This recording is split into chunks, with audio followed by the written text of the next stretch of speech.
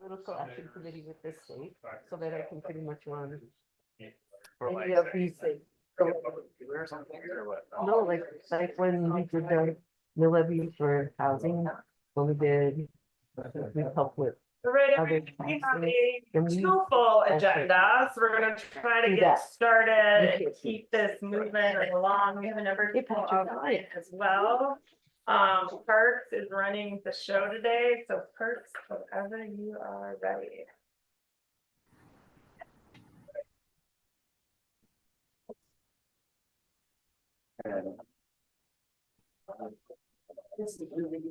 Oh, yeah. Yeah.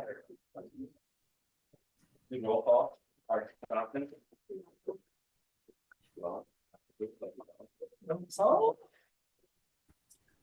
Roll call. Parks Thompson. We'll do that.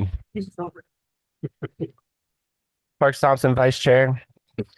I'd like to call this meeting to order. Second. Can we get a roll call? Mayor Young. Tiffany Gatesman. Bill Palmer. Parks Thompson. Steve Fitzgerald. Nick Crabb. Katie Souls. Lori Hannon, I'm on the Zoom. Apologies, I had an emergency. Can I get an approval of the agenda? I'd like to make a motion to approve the agenda. So moved. Second. All in favor? Aye. Aye. All right, consent agenda. I move to approve the consent agenda. The second. Second. All in favor? Aye. Aye. Aye. All right. We have open forum here. Where's this to approve the minutes? I'll take 20 seconds. Plein air at altitude, which benefits our future Center for the Arts, is going on right now. We have painters all over the valley. If you'd like to attend on Saturday to our ticketed event, 5 to 7 in the green room at the event center, I have a special code here. See me after the meeting. I'll give it to you. And because of your involvement in town stuff, we'll give you a substantial discount. Anybody else? Could we just have a brief 1-minute discussion and maybe approval of the logo? From the email, it looked like a lot of people like that. It's Oh, it's, okay. it's a 5H. Perfect. 5H. never mind.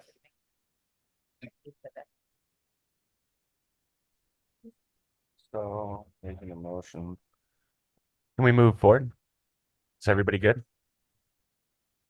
Just should we get a roll call from Greg as well? Real quick. Greg, can you tap in real fast? Sorry for being late. Greg Beckler. Thank you. All right. We still have number 4 here as open forum. Can we make a motion to move past the open forum and into discussion and possible action? Yeah, I don't think we need to have motions and stuff for all that. Let's just do it. Do it. Sweet. I mean, by the way, I've been on boards of corporations, you know, an officer of firms. Nobody does this level of formality.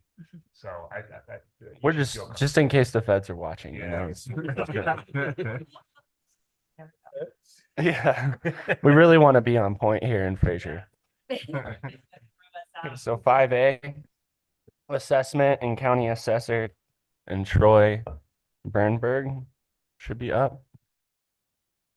All right, so we have Debbie Griffith from the County Assessor Office is joining us today, as well as Troy Bernberg to just kind of do some preliminary discussion about. I don't mean to interrupt, but I can't hear what she's saying. Oh, sorry. Can you hear me now, Debbie? I can. Perfect. Thank you. So I was just introducing you. So we have Debbie Griffith from the County Assessor Office, as well as Troy Bernberg. So we've asked Debbie to come and just go over kind of the projected numbers for tax increment for 2024.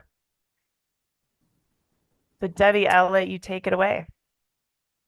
Okay, I did send Sarah a couple of spreadsheets yesterday that have some information on them. We're going to start with the one that has all the pretty colors on it. I'm really color coded mindset. It helps me focus on the portions of the information that we need to look at.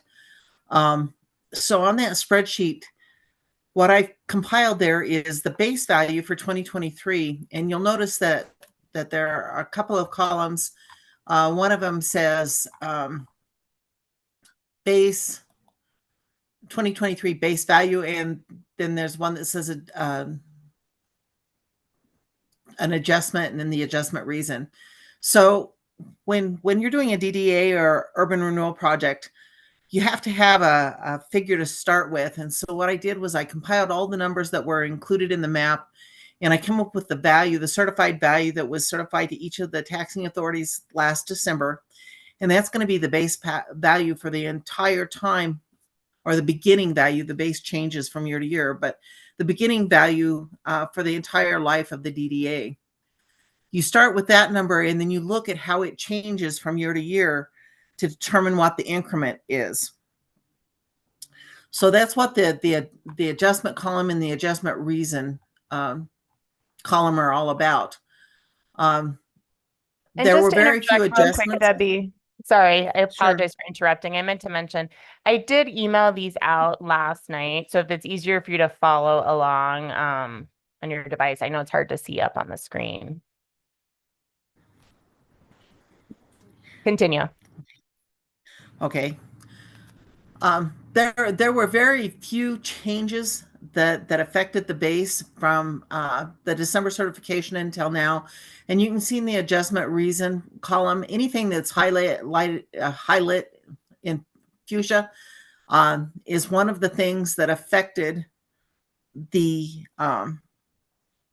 TIF amount or the increment amount. So we have a reassessment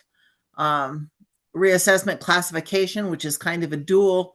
It will go into the increment as even though it was a reassessment classification, is one of the things that affects the increment. New construction.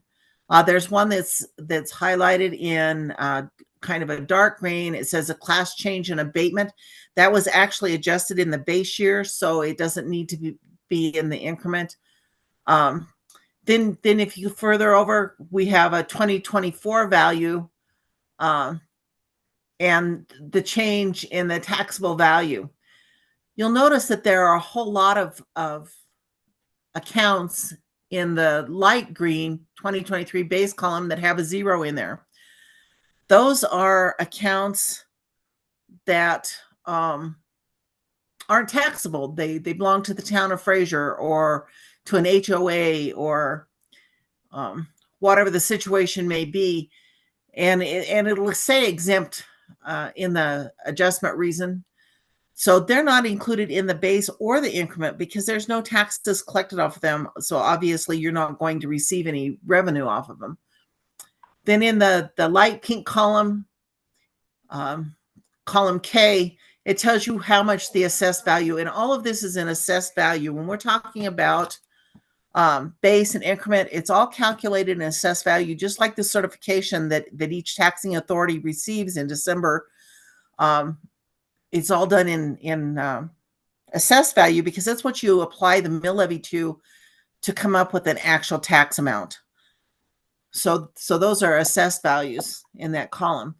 This spreadsheet will be an ongoing spreadsheet. We'll be adding a year to it every year. There'll be another couple of columns showing what the new value for that account is. It'll show what if there was an adjustment and what that adjustment reason will be. And it'll be ongoing so that you can track and the county can track throughout the history of the DDA where the changes have occurred and how it affected the base and the increment. So right now you can see that the base value was $16,655,790 for 2023. The new value for 2024 is $17,147,660. And the difference there was $483,970. Now I'm going to switch spreadsheets, and we're going to go to the spreadsheet that is the estimated taxes for 2024 for the increment. Do you have that one, Sarah? Yeah, give me just a sec. And Right. it's Okay, a there we quick go. question, where I see a Sure. zero, I assume that's probably a not-for-profit or some other exemption. Correct. It belongs to the town of Fraser, it belongs to an HOA. It might be a common element at a like a condo unit where there's no revenue collected by anyone on that account. Okay, so Okay. it's broader. Got it. Thank you. Yeah, right. Because we have to include all of those accounts in there because they're within the DDA area, but not all of them are going to result in a taxable value.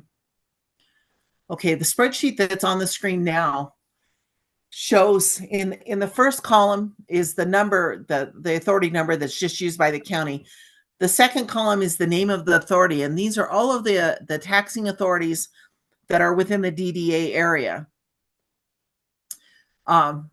It shows the 2024 assessed value for each of those authorities. It shows their mill levy.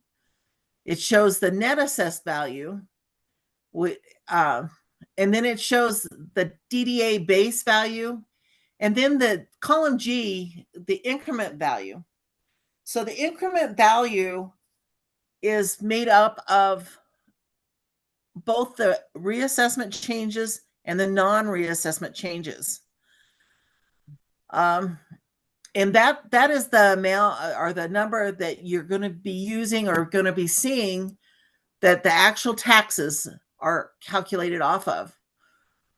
Column H, where it says estimated taxes, that's the entire estimated taxes for that authority. Then the next column says estimated taxes for the base value. And then the following is estimated taxes for the increment. That's the column that you guys are really interested in because that shows the amount of taxes that you can anticipate. Now, do understand we've still got several months of 2024 where new construction can happen or be picked up by the assessor's office, although I believe that they're pretty well finished with that. There could be differences in state assessed valuations that would affect this. There could be things that go from taxable to exempt or exempt to taxable. Plus the mill levies for sure are going to change in December.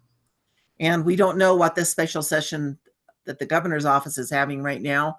We don't know how that's going to affect it. So this definitely is just a rough estimate. But what I'm showing your estimate right now, that the increment tax revenue that you can anticipate is just a little over $65,000 for 2024 taxes that you'll receive in 2025. Hey, Debbie, why would column G on this sheet right here not equal the difference between the base year assessment and the new assessment value from the previous sheet? I think it was It's like because 400. it's a percentage. What you do, and I don't think I sent that sheet, but I might be able to share it.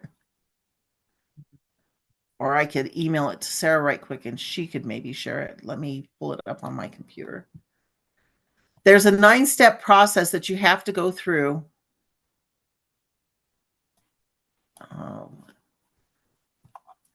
Sorry, I've got a lot of things open so I could see them all.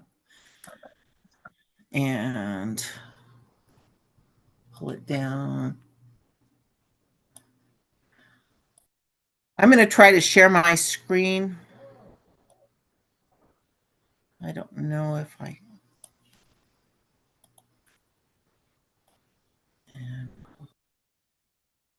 Can you see that? No. It says 2024 DDA basic TIF 9-step calculation. Oh, sorry. Let me stop sharing and then I think you can share. Okay. All right, try again.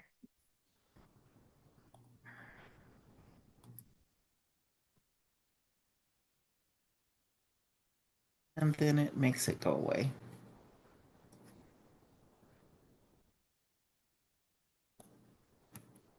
Can you see it now, Sarah? No. Let me email it to you right quick. Okay. That's not, we can move on. I assume Okay, that. well, let me, I can kind of explain I can try to explain, it's a little bit complicated, but I can try to explain the process of how that works. So we take the base value and we take the current value and we find the difference. That was the 484,970. Yep, Then we take and we determine how much of that 484,970 was an increment event. That means non-reappraisal, not something that happens in the normal course of all the properties in the DDA. got it. Then we determine how much of that is an event that does affect the TIF, which is new construction in this case. In this particular case, we had an actual decrease in assessed value from last year to this year due to a couple of parcels that went from commercial to all residential or partial residential. One went to a bed and breakfast, and one went from a commercial property to a residential property. So there was actually a decrease in value of $92,070. Got it. Okay. But you had 500. Okay. Anyway, so you take those, and so it comes up with a percentage. The base percent is 96.63%, and the TIF percent is 3.37%. So, and the TIF percent is the 577,040, and that's what you multiply. You multiply the base by the 3.37%, or that change, and that's how you come up with that revenue. Got it. And I'll go ahead and email Sarah that calculation spreadsheet so you guys can have it as well. Great. Thank you. I have a question about that. So you said it decreased in value based on going from residential, commercial to what? What was that It transfer? went from commercial to residential. One parcel actually only went part from commercial to part residential.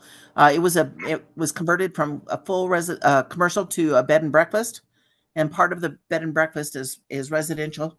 And then the other one went from from being fully commercial to being classified as residential, and it resulted in a decrease in value.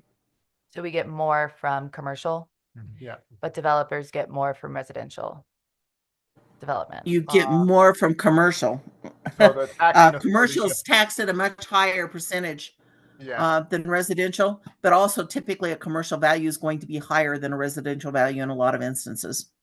Okay, I'm just trying to connect the dots there.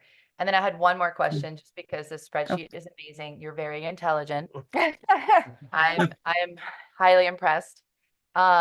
This line item number 7, where you have East Grand School General.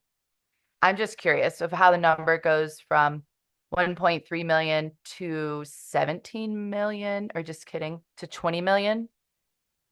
Is that like a special? I just don't understand how the taxes could be. Is just like, is that too specific of a question? No, so you're talking about how it went from 1.3 million to For the assessed value, and then you have your taxes as 20 million on the 7 million, or on the 1.3. Which line are you looking So at? I'm on she's on line I'm 4, reading East Grand School District. column C and column H for East Grand.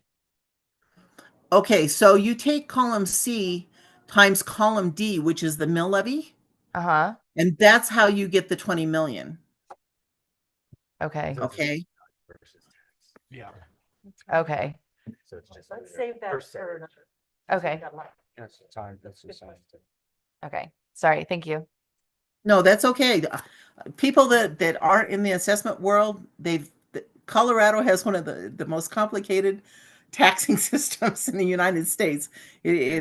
There's a lot of moving parts. Thank you. They did build on to the school, so that would affect the assessed value, but The expansion. yeah, I wouldn't think But- they. taxes. But on the those. school is exempt. There's no taxes collected. So Right. that would have absolutely no effect on this calculation. Okay. Right. Right. Troy, did you want to add anything?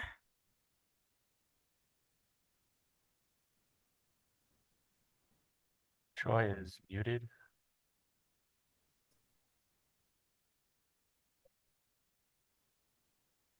You're muted, Troy, if you're trying to talk to us.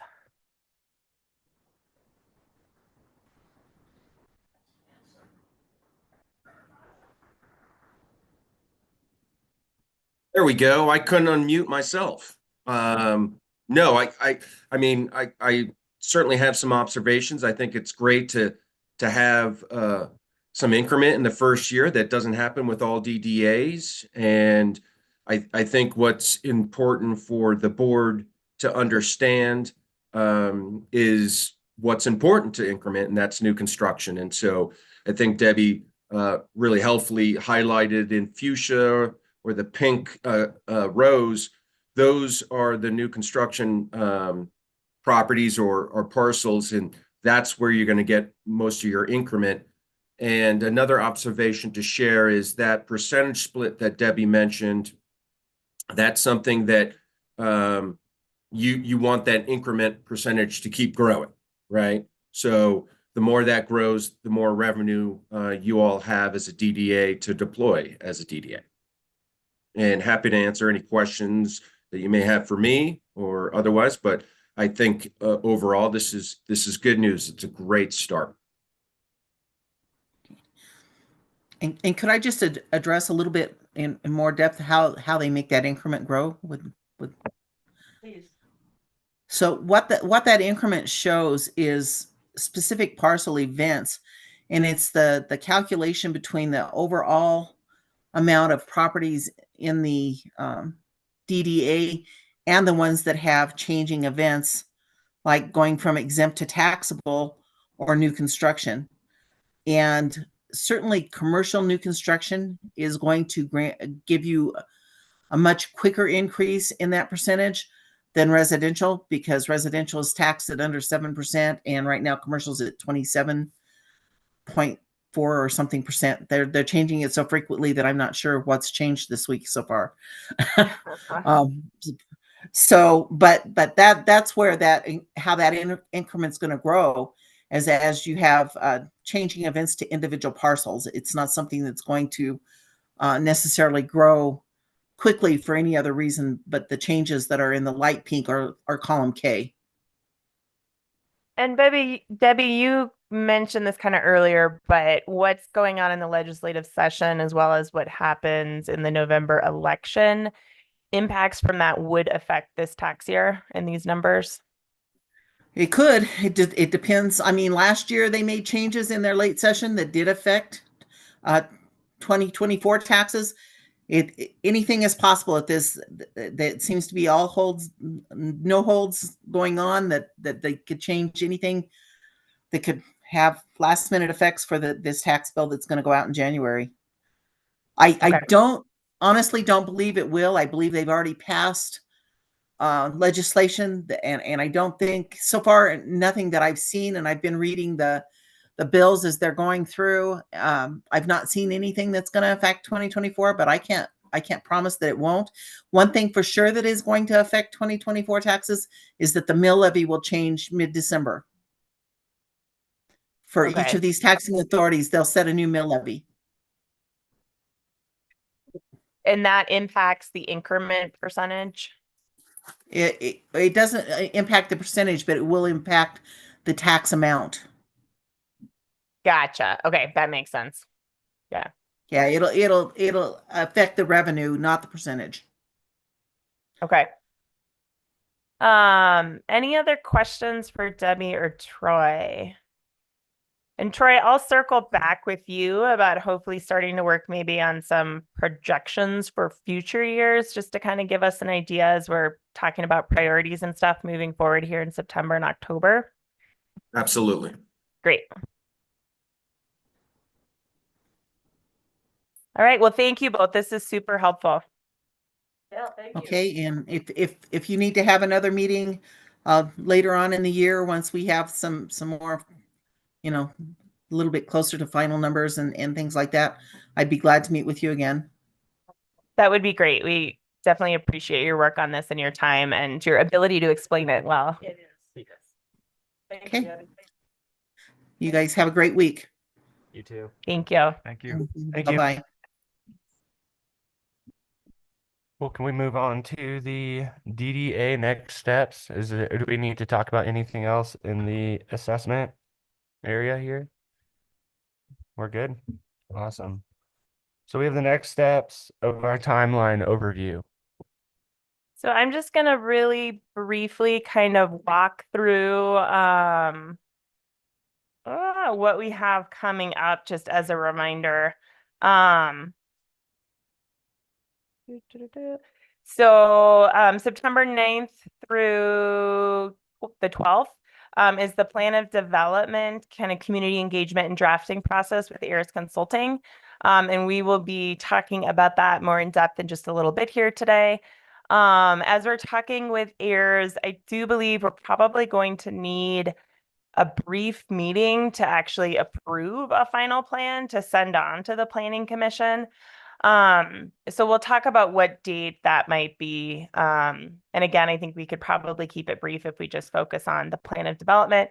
But we are trying to get that to the Planning Commission for their September 24th meeting. So it is a really tight turnaround, unfortunately. In talking with AIRS, they said they can be prepared to try to, get that finalized version back to us pretty quickly if we get them our feedback. So we'll talk more about this in a minute, but September 9th through 12th is when they'll be here on site.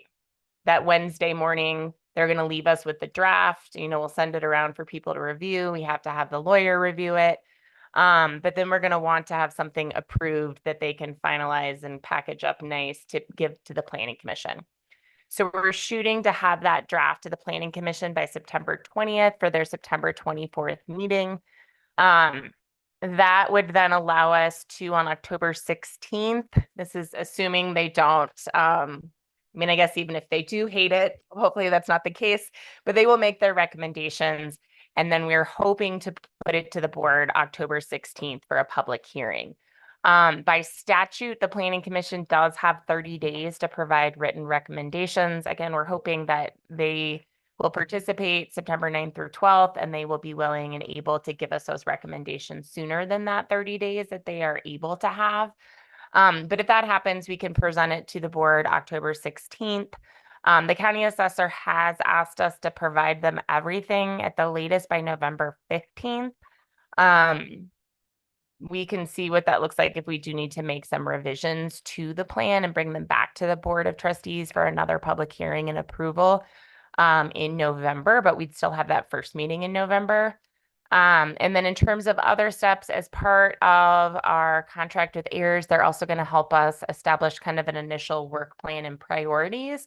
That part is not quite as time pressing. So I envision us revisiting that in October, but see that as kind of a piece that we need to have in place to then be able to kind of draft a budget for 2025. And that budget then has to go to the Board of Trustees for approval. So it's very helpful to have this kind of at least idea of a number.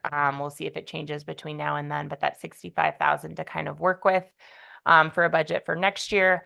So envision kind of October working through that work plan, establishing the priorities, maybe starting to work with Troy to get some tip projections that I think can be a piece of that, setting priorities for the next few years as well, having an idea of what revenues we think we're going to have to work with. So I think that'll inform some of our decisions. But those are the pieces that really kind of need to be in place in the next couple months. And then we can spend more time with things like, website and actual projects and everything else. Does the Planning Commission or the Board of Trustees, is that something that we should plan on attending? If you could, I think that'd be great. Yeah. Maybe we can put it early on the agenda. We can definitely shoot for that. Yes. Yeah. Great. Yeah, and the planning commission does have a meeting this week, so we'll be talking with them, just kind of outlining this and talking about involvement. But Miss Katie Souls here, in addition to being on the board of trustees, is also on the planning commission, so she can be our ringleader for all of this. Are you gonna send out surveys for deciding between the 13th, 16th, and 17th of December, or is that gonna be decided as we get moving? I'm hoping, I realize I need a little bit more clarification from heirs about a couple things in the process and what this looks like. So let's do, when we get to scheduling that later in this meeting, we'll talk about that and see what might work best for people. Okay. I'm hoping that you guys will have seen a draft that Wednesday, that you have a pretty good idea. So if we do have a meeting and that not everybody can attend, nobody feels like they're missing out on a critical piece of this process. But I think we are going to need that formal adoption step before we can send it on. All right. Moving right along. So do we need to go over the rest of this by date, or should we move on for Catherine Ross to take the floor? Yep. So We can move on to Catherine Ross. All right, Catherine, would you like to take the floor?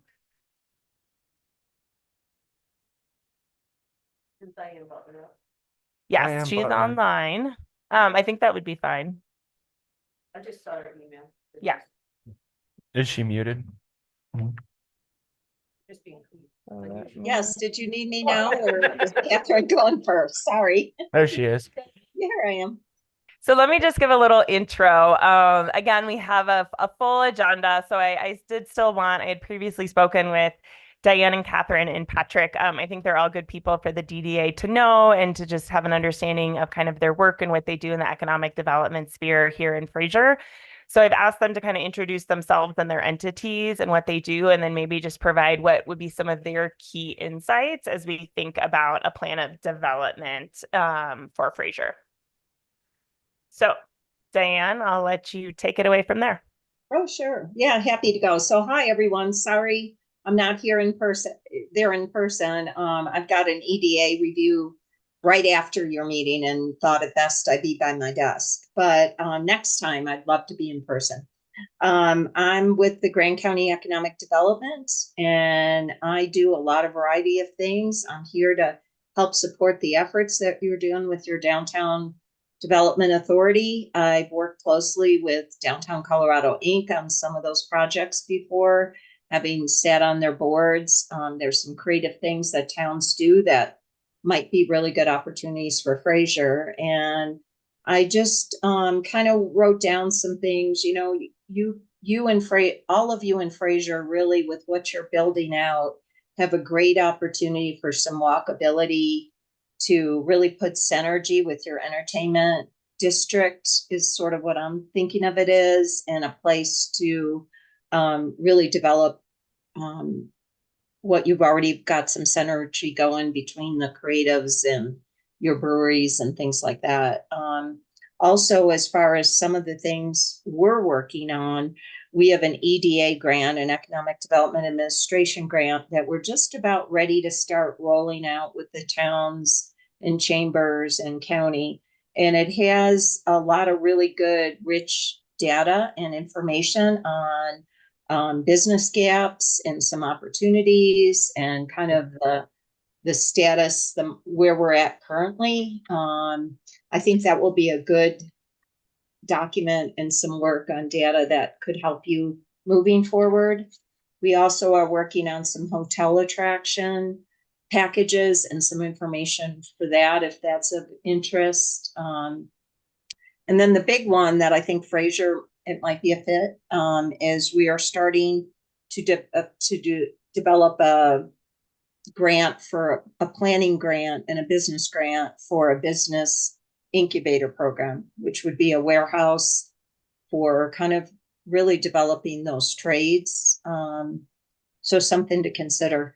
But in my role, you know, as in Patrick and also Catherine, you know, we have tools in our toolbox. So I don't want to take a lot of time today. I know we only had 10 minutes, but I work closely with the Main Street program. I work closely with Community Heart and Soul, along with some of the other work in other communities. So happy to be and help you and assist. And I think there's some great opportunities for Fraser to really be that walkable community that people can park and experience your downtown. So thank you.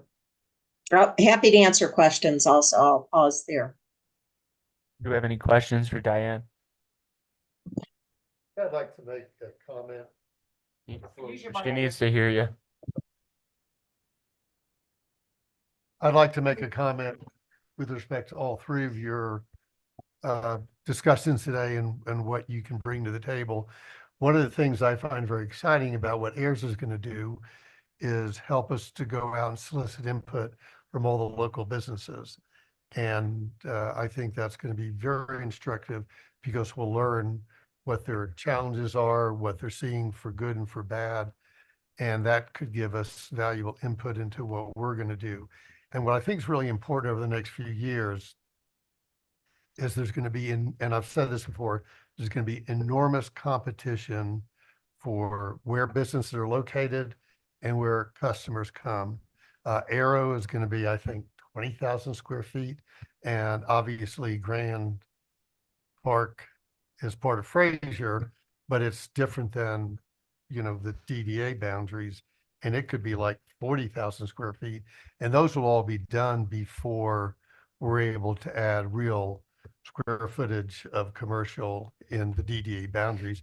I don't know, Greg, if you have any wild guesses to what the square footage will be when Clayton Court's all built out, that could be very helpful. But I think all of this is really critical because we've got some challenges with respect to competition for retail and customers. We also got some real advantages. And we really need to bring all this together to give us great insights so we deal with the challenges and take advantage of our advantages. Do you have a wild guess? I mean, in the Riverwalk code where it's required to have commercial fronting Clayton or 40, based off those linear footages, say 500 feet on 40, 500 feet on Clayton Court duplicated times 20 feet deep. So that'd be 1,500 times 20, that's 30,000 if there's no curb cuts. So with curb cuts, landscaping, I'd say max 20 probably. Yeah, it's a lot. Yeah. And that's if, and there's exemptions to that with curb cuts and parks and whatnot. And I don't think you want it to be all just commercial, but I would say top end 20 probably. So what I'd like from you all is to be thinking what you can do to help us that we might not even have asked for. Yes. Yeah, I hear that, Barry. I think if we can sit alongside and be a partner through this process, I think we can pull from resources and also start to identify ways to make sure you're filling that commercial space and enriching your community in ways that make sense. And I just want to chime in to talk about how knowledgeable they are because they've been in the community for how many years have you been? I'm just saying. I've been here since I've been in Fraser, had a house, up on Meadow Ridge Hill since 1984. We've been here, so long time. And I think you've seen things not succeed as well, yes, which is going to be incredibly beneficial. And I was wondering, is AIRS going to take any of that documentation and review before we get super busy? So I've sent them a number of different kind of documents, but all of these individuals will be invited to speak with theirs as well. Awesome. Yeah, that's great. I was just gonna ask, sir, is there somewhere, because I've been looking through the agenda, just where there may be like contact information for everyone if we do have follow-up stuff? Oh yeah, I can send that out to That would everybody. be hugely helpful. Thank Yeah. you. Of course. We have a Yeah, few- and again, we plan to have these folks back for more in-depth conversations about different things, but I wanted you just to have the opportunity to kind of know them as players in the field as we're moving through stuff. And Lori, do you have anything to add? I know you're online over there muted. No, no, at the moment. This has been a really good conversation. Apologies. Cool. Thank you. No worries. All right. So we move forward and let Catherine Ross take the floor.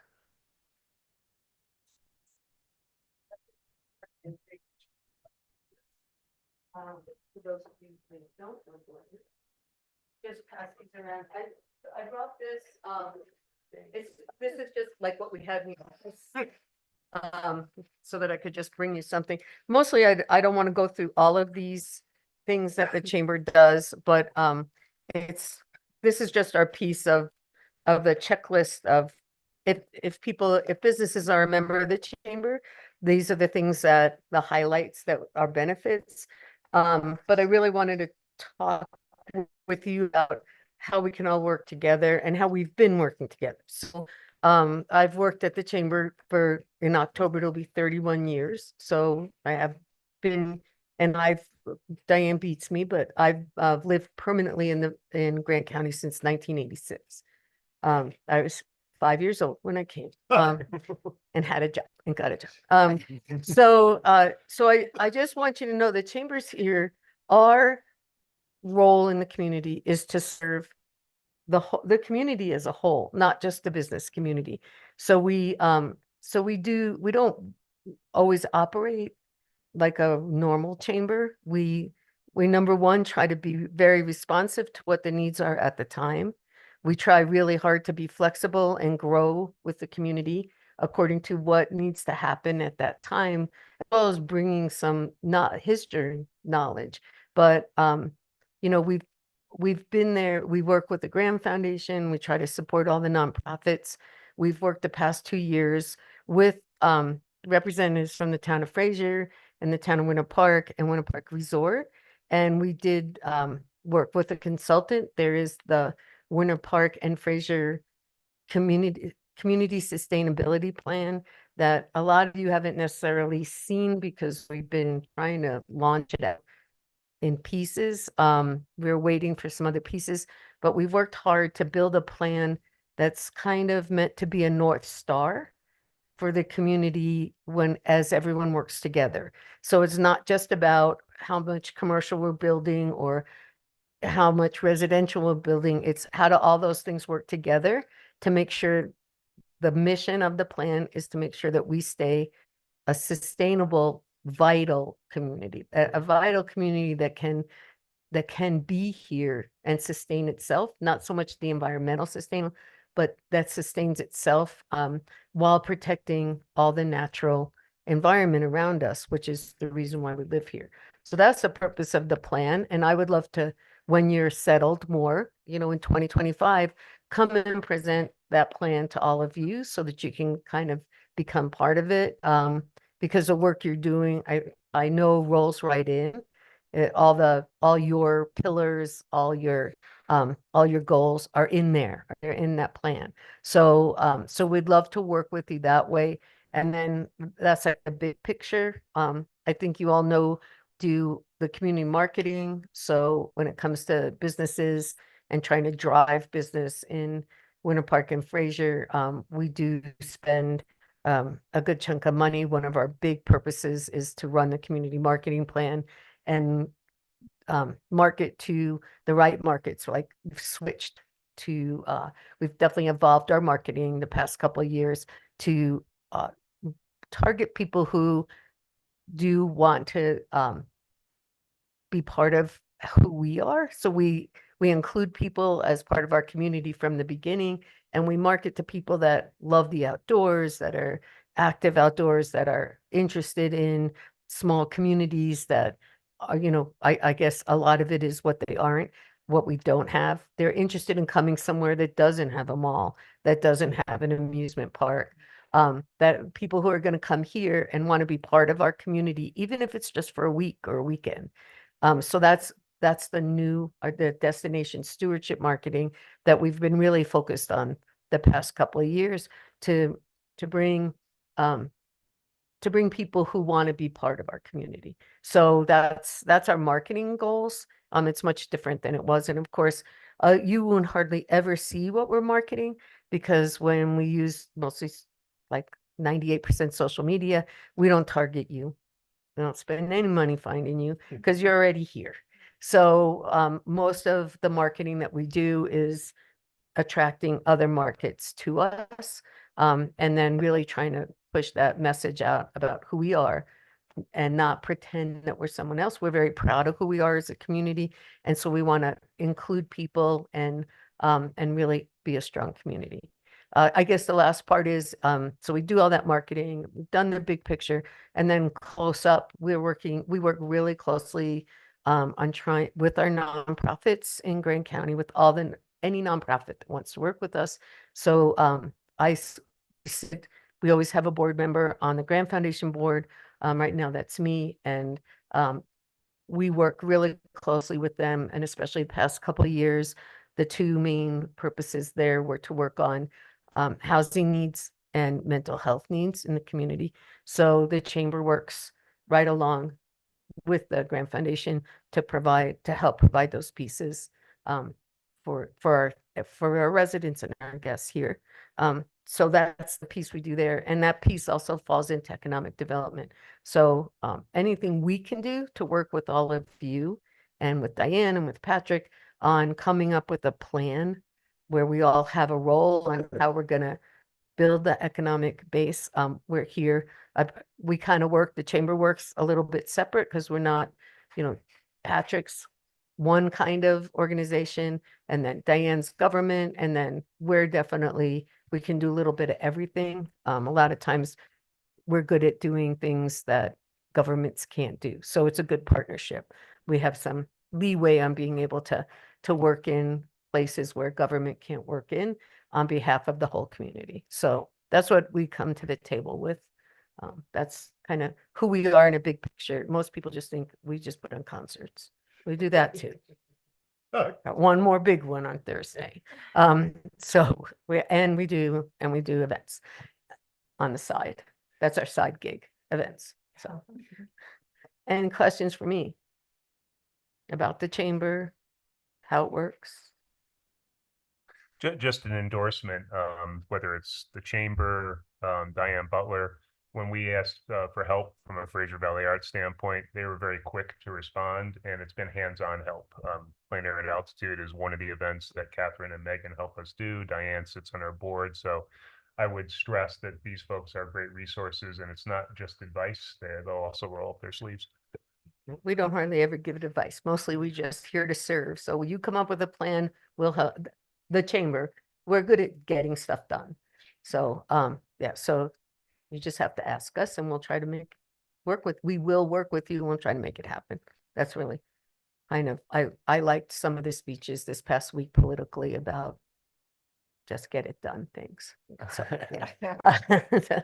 My intuition is we should not be adverse to advice from people no, who yeah. have been around and seen a lot, helped a lot. So Catherine, when we do like a walkabout with people for our kind of plan of development stuff, would you be able to help us get some people together or at Sure. least market We're that? very good at that. The Things community we're good at getting people to the walkabout. table.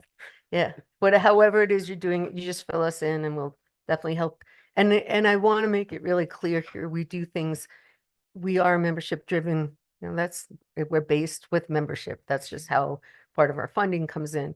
But that doesn't mean that everything we do is members only. So the craft beverage trail is a good example of everybody who has that kind of business is on this craft beverage trail that we have. We have brochures we hand out to people. It's online. So it kind of shows people how to get from, we like anything that connects everything. So it's all the different craft beverage businesses that are located from Fraser through the town of Winter Park.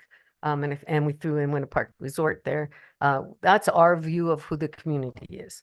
At the chamber, our view is top of Berthoud Pass to Granby, really, because we have lots of businesses down there. So that's our view of what's our community. Rocky Mountain National Park is our community. So and Grand County is our community. So we're here to serve everybody, but yes, we'll help you with that. We're here to serve the whole community. So sometimes people think, oh, they won't help certain businesses because they're not chamber members, but there used to be those boundaries. I'm glad to say that we broke those walls down a long time ago. So Thank you so much. Anybody have anything to ask Catherine? unless I'll put in a plug, yes, This is the last Thursday night. It's not a high note Thursday. It's called, what's Sunset Over Summer. And we've got 3 bands, and I hope you all come out and have a great time on Thursday night. So it's like, it's our appreciation night for all the hard work that everybody does to keep this community strong. So it's a gift back from the Chamber and Town and the Town of Winter Park. So start at 4, go to 9:30. It's a big night. Okay, I'll be very tight, way past my bedtime. Okay. Thank you, everybody. Thanks, Thank you, Catherine. Catherine. All right. Patrick, would you like to take the floor? No, well, you're going to. Thanks for, by the way, encouraging this kind of communication with the your group and with the town of Fraser. I think it's great. That's good. So, hey, I'm just going to act like nobody here knows me. My name is Patrick Brower. I work with the Grand Enterprise Initiative, which is a nonprofit grassroots economic development organization. What we do is we like to nurture entrepreneurs so that we can help build strong communities. We do that by offering free and confidential business coaching to anybody who wants to start or expand a business in Grant County. I've worked with a lot of people in Fraser. In fact, I brought my numbers.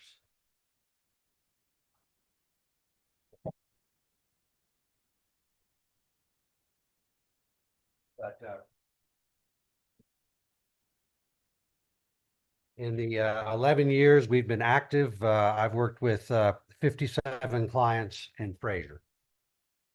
And in the county, we've worked with, well, this is up to the end of April, and I've added 20 clients since then. So we're almost at 600 people that we've worked with in 11 years.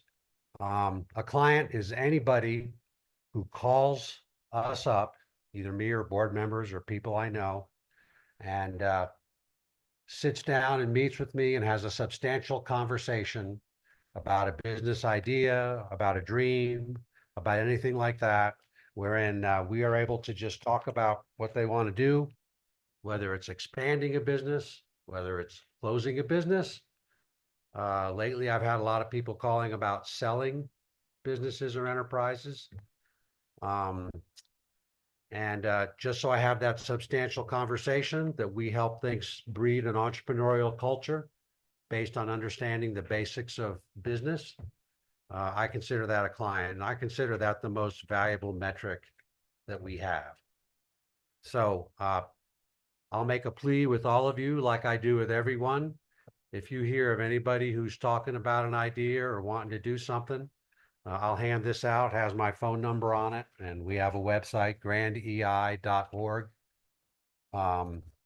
There's plenty of testimonials on that where people have been happy with what's happened. But the idea here is to just let free, because most of the people at the level that we're working with, they can't afford a real business consultant. It's just expensive as heck. It's confidential because most people, frankly, they don't want the world to know that they're reaching out for help. It's sort of an admission of I don't know, not weakness, but they might think that.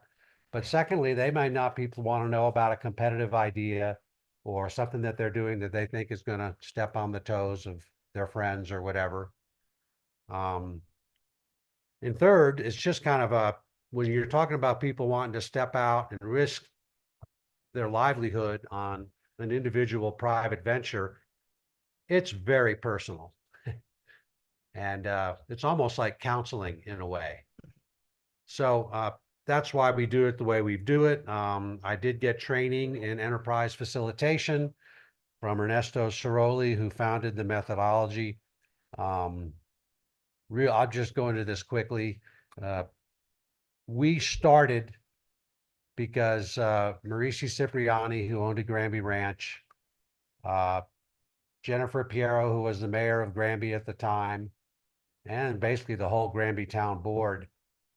In 2010, 2011, things weren't very good anywhere in Grant County, but boy, Granby was suffering. And you guys just think back to that period. You know, we lost how many businesses? I mean, it's just amazing what happened at that time. And they decided they needed to do something. Maurici's husband was involved in mining in South America. He had been associated to this guy, Ernesto Ciroli, who does enterprise facilitation.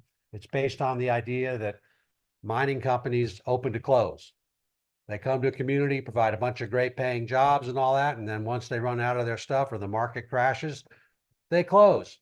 And there's all these people sitting around in a community that really they don't know how to support themselves if the mine's not open. So they used to go to communities where they had mines, institute a program like what we're trying to do here, and try to train people to basically have their own businesses and their own enterprises so that they could at least have a chance to subsist and exist after the mine closes. And that's the basis of this methodology. So I've worked with many people here, some of you guys in this room. And my goal here is to have people happy, doing what they like to do and able to make a living at it. And that's hard. And I just appreciate referrals. How do I operate? I have a board of directors. Merritt Linke is my board president.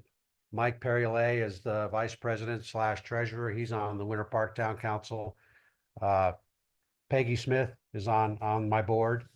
Melanie Leverton, who lives in Walden, she's on my board. That's because we do some work in Jackson County too.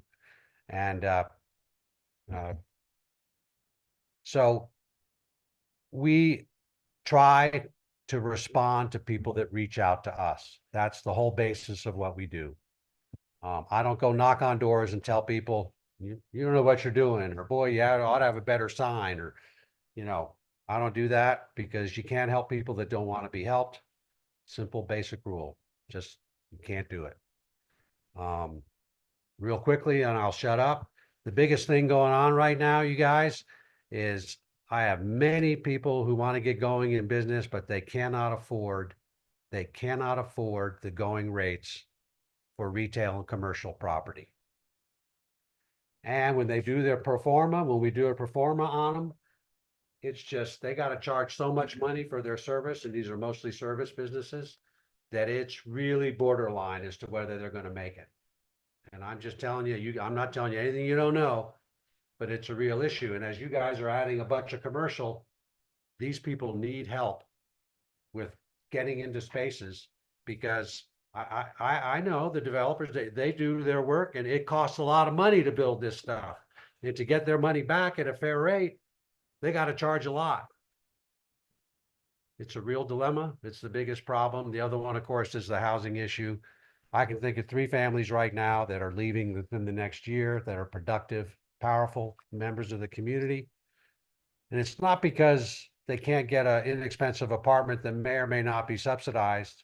The housing that people want is an affordable home they can buy to live in and build wealth.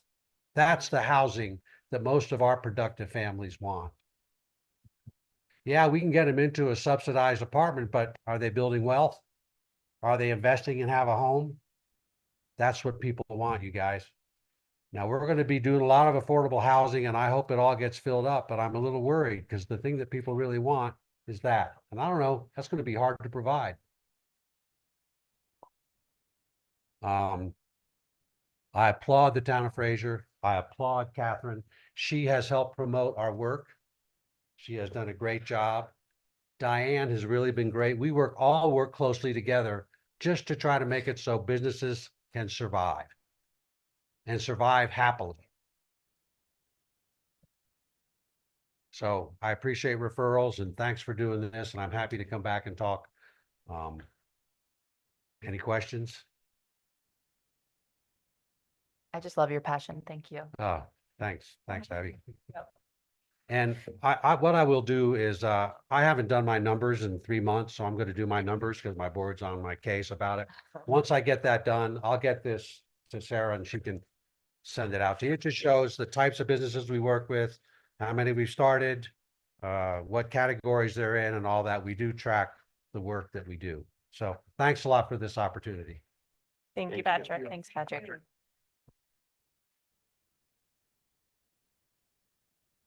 Okay, next on the agenda, we have the DDA plan of development prep, schedule, and stakeholder outreach. Great, thank you. And we do have Mike Scholl from Ayers Consulting online to join us. So Mike will be leading the effort on this. I'll let him go ahead and introduce himself. Cool. Hi, everyone. As Sarah mentioned, my name is Mike Scholl. I'm with Ayers Associates. We are a multidisciplinary consulting firm with an office out of Fort Collins, Colorado. Just a little bit of background on us and me and our firm. We are most of us, our staff, actually, I think all of us are come out of working for communities. I worked for the city of Loveland for 11 years, did help set up their DDA, worked their urban renewal, and did about $250 million worth of redevelopment projects for them. And so we bring a lot of practical knowledge to the table, which we always try to kind of answer the question for you of kind of what's next. We want to make sure that we help you build that momentum to go forward and get things done. Based on kind of what I've heard, it seems like you've got a lot on your plate and a lot of things moving forward. So I'm really excited to kind of come out in a couple weeks and kind of help you kind of work through that. And Sarah, is it okay? Do you want me to just keep going and go through kind of my agenda or what I want to talk about? Is that okay? That sounds great.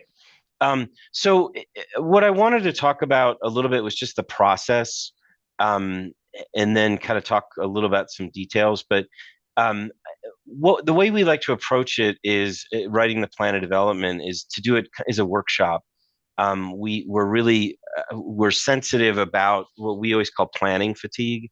You spend so much time writing a plan, by the time you get around to doing something, you're just exhausted. So we like to kind of take this workshop approach, and work with you very intensely over a 3-day period, and write the plan with you, and deliver it to you in real time. And that way, we're there, we get it done, we write it, we get it done, we hand it off, and you can move on. Obviously, you've got a lot of steps with the planning commission and with the board. But with that, I think requires kind of some active participation from you locally. And I've been working with Sarah, to help set up some of those visits, because what we'd like to do while we're there is meet with your local businesses, your property owners, kind of find out kind of what makes you tick, what are the big issues that they want to see addressed, get some imagery as well while we're there to help kind of round out the plan and make it look nice, and really get their active participation. So, we're going to be in the community for 2.5 days. In meeting with as many of the property owners and the key stakeholders who are willing to kind of lend a few minutes with us. So the other thing too, I think it came up a little bit earlier. Somebody mentioned some previous plans. So Sarah has provided us with those plans, and we've reviewing them, and we're kind of pulling from them to build off of them. I've already kind of started to sketch out some different ideas and some thoughts and approaches that I think seem like that would be a good fit for the Fraser DDA. So we're working on it, and as Sarah mentioned, the goal is, we meet with you Monday, we talk, kind of do an intro, start to talk about some of the issues, get out into the community, meet with folks over a couple days. Usually in the evening, we'll kind of camp out at a local brewery or someplace public, while we do some of the drafting. And then on Wednesday that morning, we'll come back with a plan, a draft for you to review and look at, and we provide for one round of review, and then we send it in to our marketing folks to kind of make it look nice and add in the pictures and do all the formatting. And hopefully that'll prepare. If we do our job correctly, that plan should kind of write itself, and it should be consistent with everything we hear from you. And hopefully, there won't be a lot of changes or edits at that point. So there's just a couple things that I wanted to, just from some observations. When we go through and we're going to meet with you and talk about the different ideas and the areas. We're going to be talking at a very high level. We want to look at things, look at the kind of the big ideas that you're interested in pursuing, but give you the flexibility to pursue those individual projects going forward over the next 10, 15, 20 years through the life of the DDA. So I think we're gonna start out at a bit of a high level and try to kind of identify those big ideas and some of those projects and themes I think that are really important for the DDA. And then the other thing I think I want to introduce or bring in is just from personal experience with DDAs, is making sure you get some of the details right. And I think one of those that is it was a great conversation on tax increment. I think whenever I do this, I always recommend that you bring in the assessor as early as possible, which you've done. So I think that's amazing. But within the plan of development, making sure you have some language that allows you to tap into some of that tax increment for some of your administrative costs. Because it's important to make sure that it's that you have language in there so you can have that legal justification for using that funding to hire, if you're contemplating hiring staff or doing events or keeping an office or anything like that. So there's little things like that I think we're going to include. And other than that, I think the only thing that I would ask, and I'm available for any questions, if you can, I mean, to the extent that we can use our time in the community, if there's folks, property owners, business owners that we should be meeting with, if you could encourage them to take some time, we will meet them in their place of business. I think we would much rather meet them there than kind of have them come to City Hall, because I think you had mentioned earlier, doing a little bit of a walkabout. We want to meet them at where they're most comfortable, so we can get some really good information from them. So I think, Sarah, did I cover everything? Was there anything I might have missed? No, yeah, I think that's good. I can go ahead and share just the kind of tentative schedule, which I've sent out as well. And I believe I sent invites for these kind of the bigger sessions previously, but we're looking at being here at Town Hall Monday, September 9th from 9 to 10:30. So anyone who's able to make that, that would be kind of the opening kickoff session. And then I'm hoping to get out today just kind of a general open invitation for people that are interested in meeting individually with Mike and his team. So that could be anyone on the DDA. We'll be asking trustees and planning commissioners as well. And then also just, property owners and business owners, maybe some residents from within the DDA boundary. So that's where I think this group can really help. If there's particular people that you think are really crucial and would be great to talk to, if you can send me their names, or share that kind of invite once that goes out. We have a business listserv, so I can share that with that group as well. There will be individual meetings, and then AIRS is also planning on in the evenings, kind of setting up where they can do some work, but also just have kind of an open time where people can come in and talk to them as well. So if somebody doesn't have an individualized meeting. So that is looking to be, hopefully, we talked about Fraser River Beer Company. I'm trying to confirm that works, and that I know these are small spaces in our little local breweries, that they're not too busy that evening to accommodate that.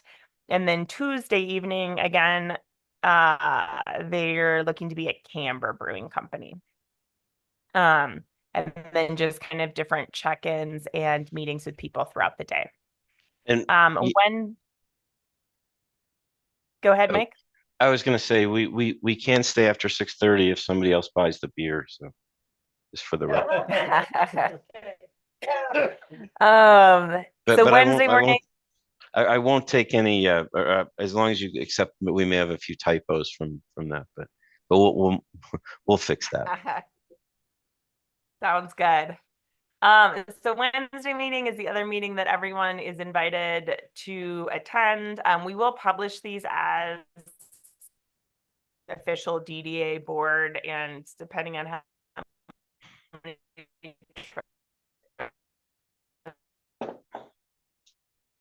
as well.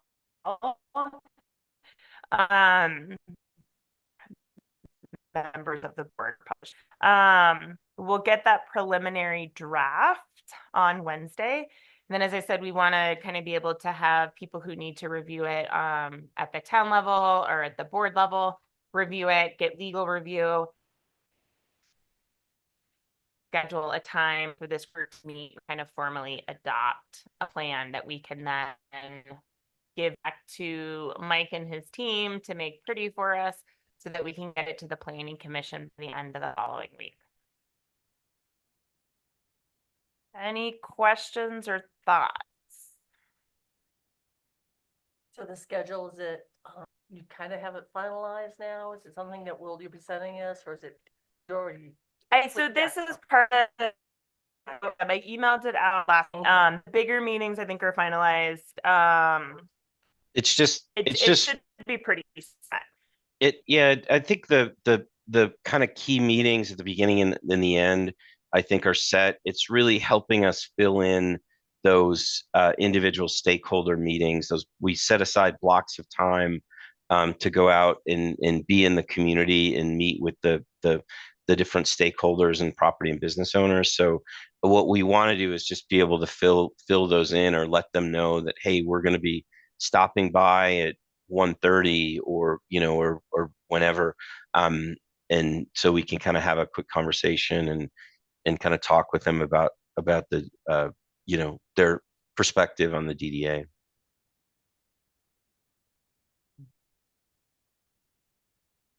Yeah. So as we're inviting people and trying to leave a little flexibility to work with everybody's availability, we'll ask people to kind of tell us what blocks might work for them so that we can then match that up and try to get those individual meetings finalized.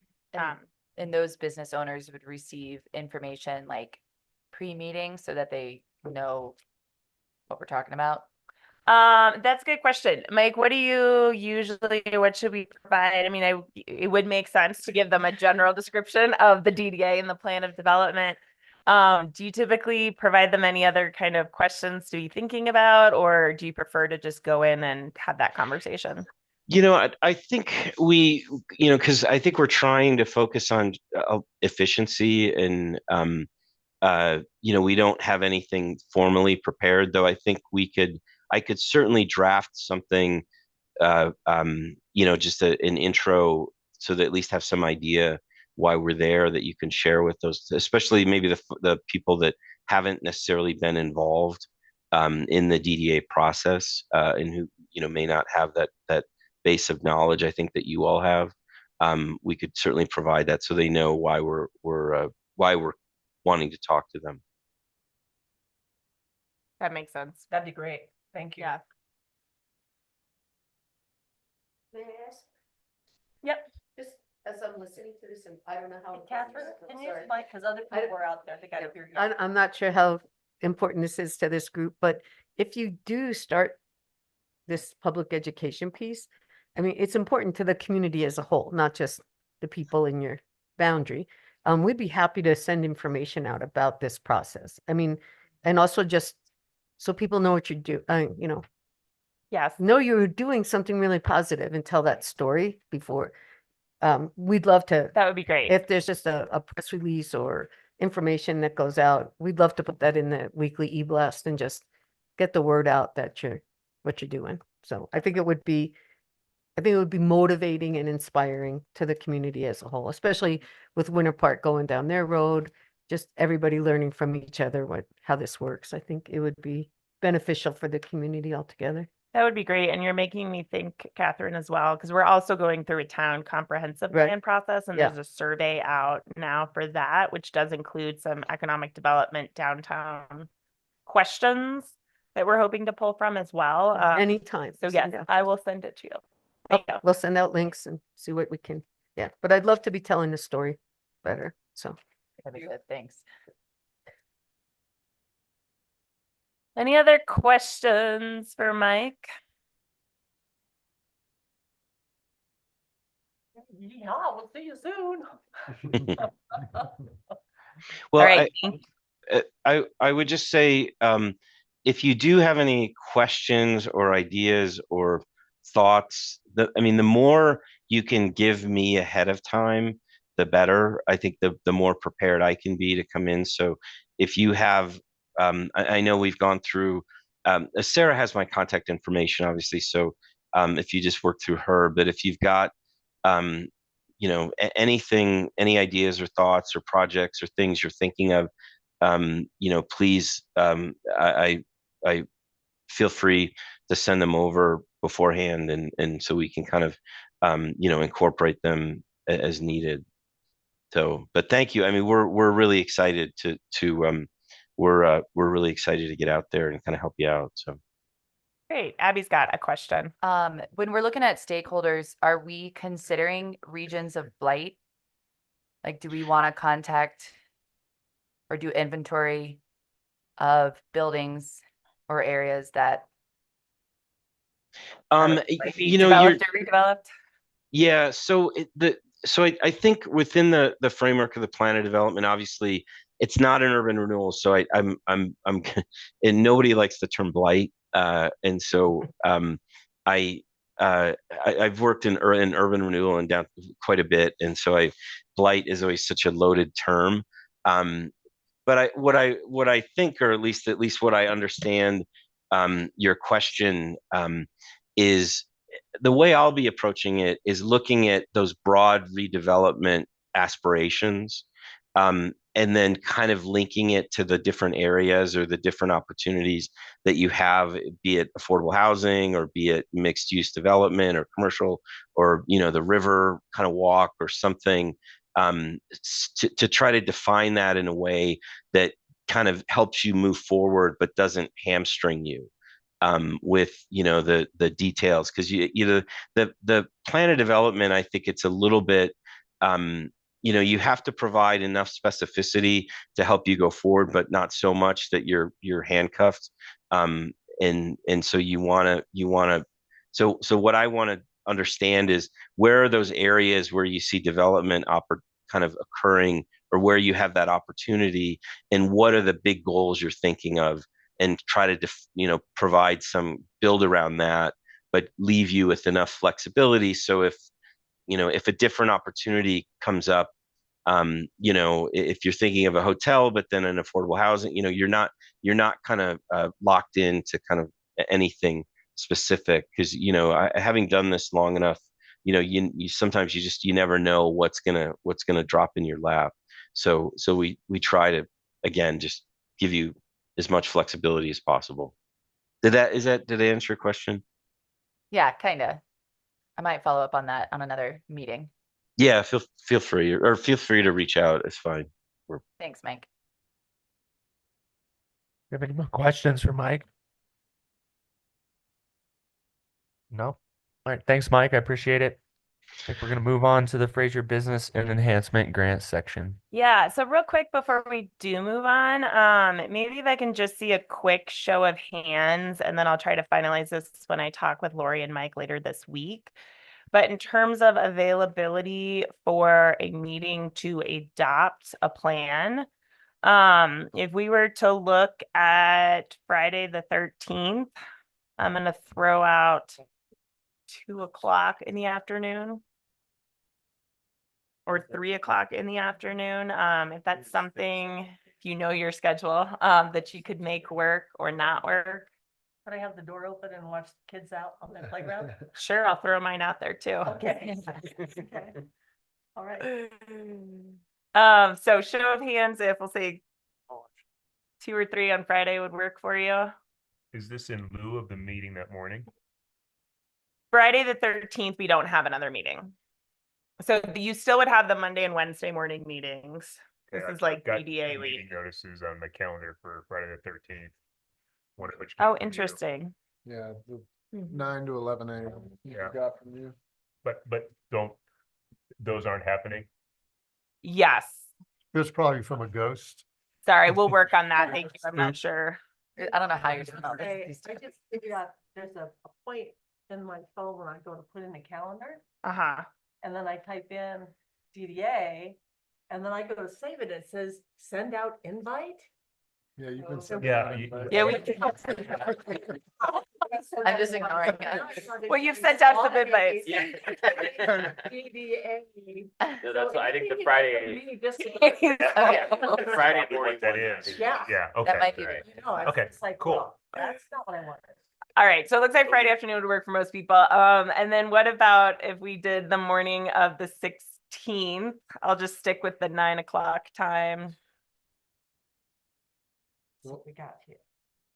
We are looking at 16. All right, show of hands if that could work for you. I don't know. You don't know, okay. I don't know yet. Yeah, I mean, as of now, yes. Might be busy. Tomorrow, maybe not. Or the. Oh, That might be busy. Friday, Yes. we could? That Monday. So you're talking about Monday, the 16th. Yes. All right, so I want to make sure I've got this. We're tentatively meeting Monday the 9th from 9 to 11. That's voluntary. Wednesday from 9 to 11. Friday at 2. So hold on. So Monday and Wednesday are set. So Right. those meetings are happening. Right. Yeah. And that's Um, Ayers. And that's with right? ears, yes. We need to schedule another meeting, I believe, to adopt this Put it plan. So together. we can then have ears finalize it and send it on to the planning commission. So it won't be Friday, Monday, and Tuesday. I'm just taking a poll of availability and we'll try to confirm by the end of this week when we're meeting. Does that make sense? Yep. Okay. And that adoption, you're looking at Friday, the 13th. If So possible. as a Just taking a poll, possibility, yeah. yeah. For those that aren't super. Yes. All right. And so Monday morning, hands up if it works for you. Okay, that one looks not quite as, I'll be in Denver. okay. Yeah. And then the 17th in the morning, 9 to 11. I might be No. gone that week. Okay, I can make Friday work. you can make I Friday just work. have to get childcare. Okay. We'll just We'll have put them all on the the kids out on the playground. We'll hold the meeting on the playground. Okay. Okay. So it looks like Friday, I'm not sure if we can have it ready by Friday, but if we can, that seems to be the best availability. Otherwise, we'll go with Tuesday. And I feel like it'd be fresh and Tuesday, the Yeah. 24th. Tuesday, the 17th. You're just gonna pick one of those three, correct? Correct. Yes. Okay, thank you. So we will circle back to whether it's that Friday, Monday, or Tuesday. But Monday, the 9th and Wednesday, the 12th in the morning are a go. or Wednesday, the 11th. With Wednesday, the 11th, thank you. You're doing great.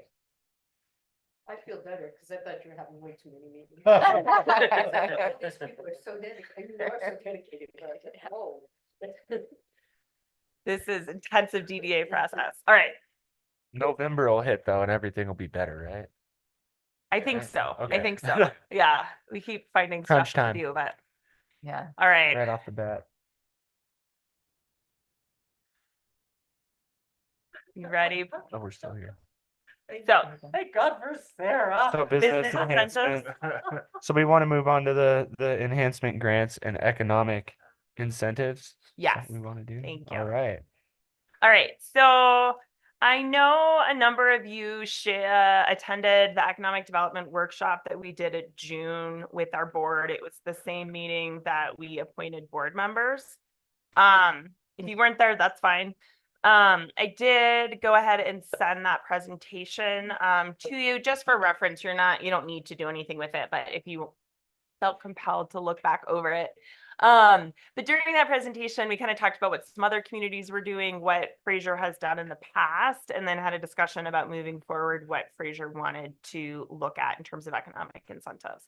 So we see economic incentives as just one of the tools in the economic development toolbox. We recognize that right now a lot of developers are very eager to develop residential, not quite as eager to develop commercial, just because that return for residential is more, for lack of a better word, guaranteed and easier. So it's expensive. It's hard to get that commercial development. We are also requiring it along Clayton Court and Highway 40, any new development.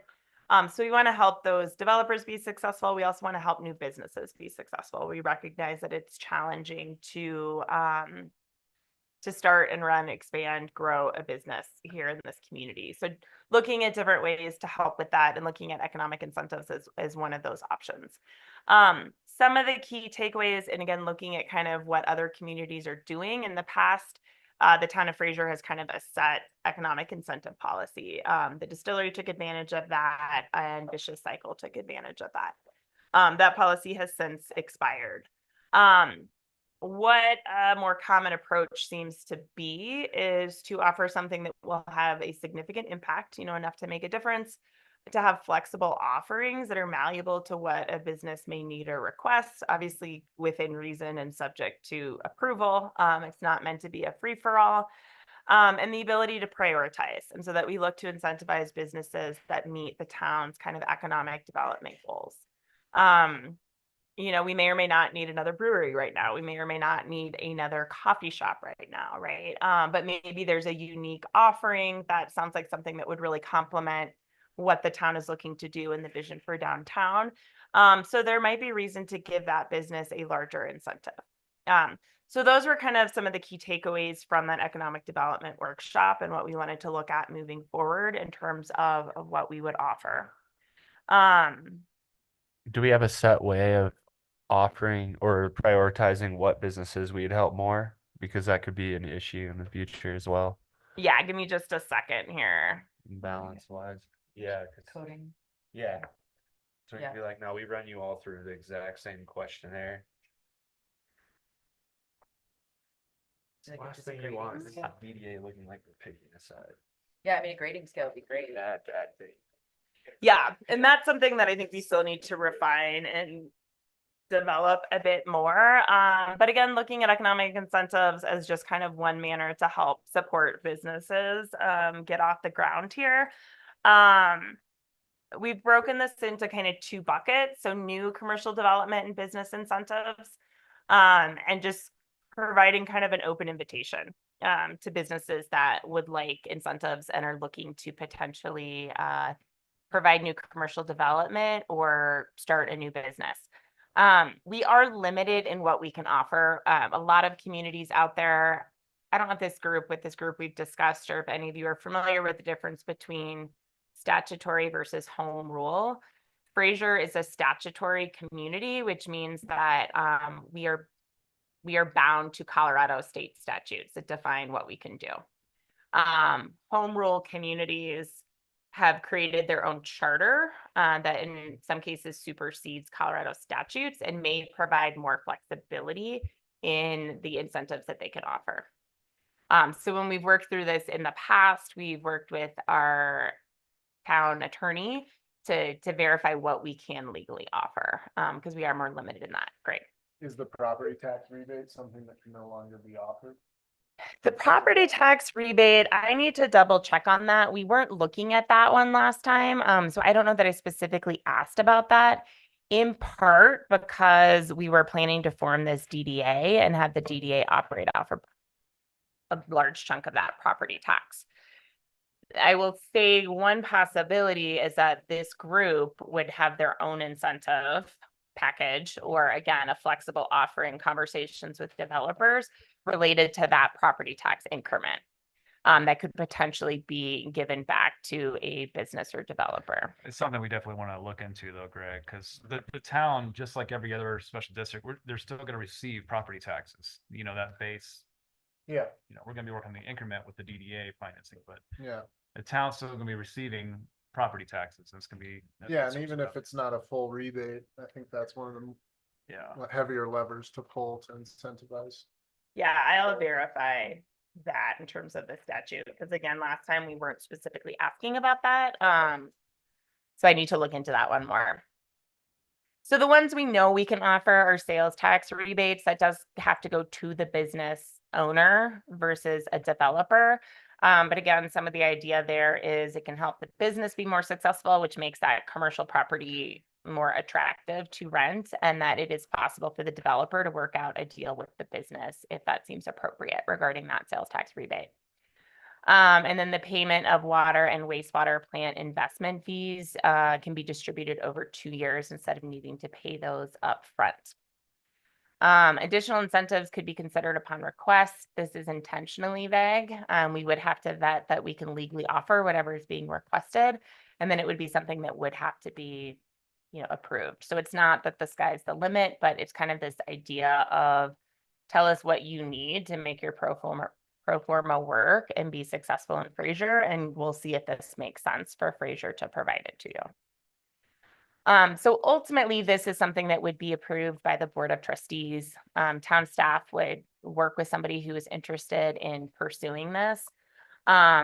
I would like to suggest that this could be a good role for the DDA if this is something that the DDA wants to take on in terms of providing kind of a review and recommendations around whether or not they think this is something that the town would want to do in terms of how this fits with the vision for downtown Fraser. Some of these businesses would be within the DDA boundary. Some of them may be outside of the boundary. In terms of evaluation criteria, this is still rather broad. And I think we still need to further define kind of Fraser's overall economic development goals. I see that coming out of the plan of development process in part for the downtown area. And in part out of our larger town comprehensive plan. One of the things that they're going to be looking at is economic development. But really in terms of giving it highest consideration, kind of similar to what Patrick was talking about, making sure that this is a comprehensive, solid business plan that, it's believed they really can be successful. And they've really kind of thought through that model, considering, the type of sales tax revenue that something would generate. And then looking really for businesses that will provide a unique amenity, fill a needed gap in the economy, and or present a regional draw. So we are finalizing this to present to the board next week. So presenting it to you now if you have recommendations or feedback, suggestions, and just to see if this is something that the DDA wants to kind of play a role in helping to kind of consider these proposals and make a recommendation to the Board of Trustees, particularly something that would fall within the DDA boundary. So regional draw, what is that like something like let's say that couldn't be like a massive like Ritz-Carlton or something like that, could it be? Would that be like the bigger corporation type coming in, like Target or Walmart, something like that, right? Yeah. No, that's for Granby. We're leaving that for But Granby. that's when that statement that you made of 'Cause- we are what we don't have, like I keep picturing the Target, and that might be a great thing for Pole Yard or like bring in a bunch of money. Well, but I just want to know if we're going to be in charge of that, then you also are the one that is going to be blamed for that. So Well, it's just to different when it's a little. The DDA would not be in charge of this. This would be a town. But if we take it on, then that's when Part- okay. Yeah, we'd be Yeah. screwed. Yeah. Just to clarify, the DDA would not, this would not be the DDA's program. We wouldn't be in charge of it. To clarify, this would not be the DDA's program. You wouldn't be in charge of it. The question is if you would like to be invited to provide a recommendation. Yes. to the So Board we of could be Trustees. another balance, another check and balance. So we would actually be something that could be a safety net for the community in this area. You could be, yeah. We could also establish our own incentives separate from this, specific to our area as well. Okay. Our And fund. specific to I like- that tax increment Yeah. financing. So I think like what you said, sorry to interrupt, you were like a grading scale, like there's a lot of these other like grant matrix systems where we could design post planning to AIR's development stuff.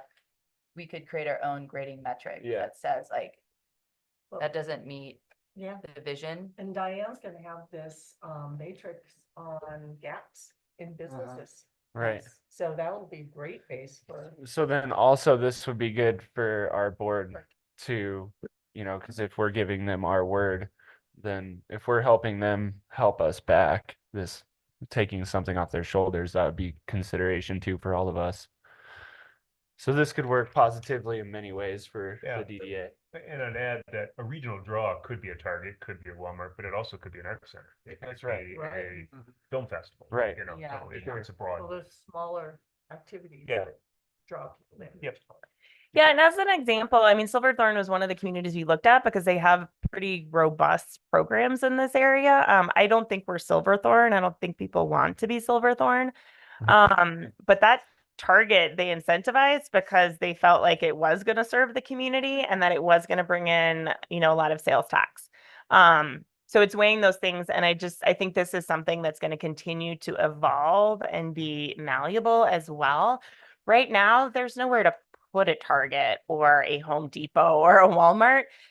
If land is annexed into Fraser in the future and the communities continue to grow, that could change. So I think it's looking at, all of that, and being thoughtful around all of that. The Fraser, the 2017 strategic downtown plan very much focuses on small, locally owned businesses, entrepreneurship. The land that we currently have to develop within Fraser, if you're looking at Clayton Court, for example, those are going to be small businesses, right? There's nowhere for the Home Depot to go, kind of thing. So this, Well, in the pole yard I'm sorry, is the pole yard not in the DDA at the moment? I think It's just outside, but it could be, right? Yeah. That wouldn't take much petition, correct? Well, first it would have to be annexed into the town of Fraser, and then they could petition to be added into the DDA if they wanted Is to that do something that. that the town board has talked about in the like, have we talked about that happening? Because someone's gonna buy that eventually. a lot And I of it, keep mentioning it because it is such a big. Greg, piece of are you property. gonna buy that? just to Annex keep it, in for us, bro? yeah, I mean, just high level, a lot of it revolves around water and sewer infrastructure. And the capacity that we have at our wastewater plant and water rights that we have, and what type of density we could help provide for annexation. So we've had a lot of discussion with that and had a lot of developers reach out about that. And we've kind of hit those, we've been telling them that we've been hitting kind of the pause button on that until we have a comprehensive plan that does a lot of focus on what type of zoning could we do based on what water could we provide for the site.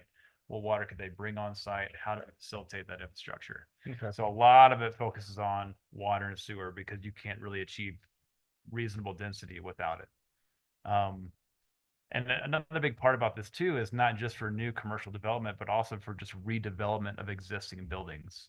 So one of the things that we see with having you guys, especially having a large DDA board, is being able to network with the business community and be able to kind of like, hey, just so you know, these programs exist. Like, I think the town of Fraser would be interested in hearing your proposal. You want to redevelop this parcel, you're considering something like this. Like, let's have the conversation. And a big part of this program that we're trying to get off the ground is just trying to have more of those conversations. Even if they don't go anywhere, let's have a conversation with somebody who's interested in maybe redeveloping a part of Fraser or just looking at brand new commercial development. So I would So I'm going to use that. I was going to segue to the business enhancement grants. Did you want to add anything before we do? I was just gonna say for the economic incentive, I personally think, it's important to figure out what exact we're gonna do for those business enhancement grants, what businesses qualify. For the economic incentive, I think it's just important to have something out there that developers can come and say, okay, here's my case, here's what I want to present. They're open to talking, not necessarily, hey, you got to be a coffee shop this size, this corner, whatever. For the economic incentive, I think as long as there's something that people say, hey, Fraser's open for business, like, here's what I want to do. And then that gives the town opportunity to say, well, here's what we want. Let's make it work. Well, and that brings me to the question of what I heard on the walkthrough on Thursday, was that when, and you can prove me or say wrong, because I might have heard it incorrectly, but when someone is coming to you for those enhancement grants or economic grants, is that their development might not be profitable, so they need the assistance. Does that make sense? So if someone's gonna knock, yeah, Yeah, I mean, we would want a business that's ultimately going to be able to stand on its own and be successful, but recognizing the cost and investment in getting that started, seeing some financial assistance as helpful in making that happen. So I think it's that balance. I mean, if you look at their plan and it looks like they're going to be raking in $1 million a year starting out, then we probably don't need to give them an economic incentive, right? But if it seems like it's feasible that they could be profitable down the line, but have those, startup costs as they're getting established, that's where I think economic incentives can play a role in helping that business along and helping them get established. So the Fraser business Greg and to make a comment. Did you talk about how easy or difficult it was to get 2 new commercial tenants and what you see going on with competition between getting customers in Fraser versus Winter Park, like Arrow and them? Did everybody see the new comprehensive plan for the resort that was announced last week? It's unbelievable. And the amount of retail they're gonna have is unbelievable. Yeah. They're directly. So gonna could you compete, give us some insights? Yeah, I mean, At a so sample. as far as like leasing ours go, we're a little unique in that we also own a brokerage, so we're very proactive about pre-leasing everything we do. I think a regular developer who's hiring a broker to fill their space is extremely difficult. I think you're seeing that in Arrow. You're seeing that with a lot of new retail space being hard to fill, hard to sell. I think what the Mountain is doing too is they're trying to position everything, the train, everything to be, you stop at the base of the mountain and that's where you spend the majority of your trip. So I think we need to get businesses here, infrastructure here ahead of that happening. You know, we want people to know, oh, I want to go to town. Fraser's a cool place to go. So, but yeah, it's difficult. It's all we do when we contemplate mixed use developments is look at what levers we can pull to incentivize people to lease that space. So for Coastal League, it was keep back units for the business owner to lease, go after an economic incentive that we ended up having to retry to get with the town, and we did for those business owners. And then just try to keep that lease rate, or on our next project, we sold it as affordable as possible. So it's basically cost plus 10% just to try to get our cost back and then make our money on the residential development. So that's still kind of the mindset is how do we self-subsidize retail or work with the town to incentivize, get some sort of rebate to help subsidize that retail to create the community that people want, which is a mixed use walkable community, and then still have enough residential profit in the deal to. Yeah. And we're lucky the resort hasn't already done this stuff. That there, if it was up to them, it would have been done 5-10 years ago. So it's drawn out. It's taken a long time to get where they're at. We are ahead of them, and we need to stay ahead of them. So I think we're good now. When what you're doing will probably be done long before the actual G lot expansion up there. But we need to move on, correct? Thank you. Well, Yeah. Okay, awesome. Let's move on. If I could just add to that real quick. One of the things I used to work with Vail. And one of the things to remember is a 25-year comprehensive plan is not the final approval from the Forest Service. That's right. Yeah. And that final approval can take years. It can take, it can take a long time. That's right. No, we have a while and we're ahead of them. Yeah. Let's move on. Thank you. Thank you. So the Business Enhancement Grant is a program we already have. As we've talked about, I think a great role for this group in part is to help better promote those grants and encourage businesses to take advantage of them. We've talked about some changes to the program and kind of making it a little bit more robust. So the idea that this is largely to improve the exterior appearances of businesses, with the idea that that contributes to the beautification of Fraser and just the appeal of Fraser as a whole. So really trying to encourage and help support business owners in doing that.